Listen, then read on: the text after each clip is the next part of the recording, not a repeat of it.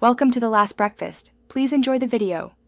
You start by confirming Python is installed. Run Python version. Once done, pick an editor that you can live in for this lesson. Create a project folder and open a terminal inside it. That keeps files organized. Then in the terminal, run Python mvenv to make a virtual environment. This isolates dependencies. Activate it next. Source venv/bin/activate on Mac OS/Linux or venv \scripts \activate on Windows. Now you're ready to write code. You'll create a file named hello. Py and type print hello world, exactly so Python outputs text. Save the file and in the activated environment, run Python hello. Py, you should see hello world printed. If you prefer immediate feedback, open the Python REPL by running Python and enter print hello world directly.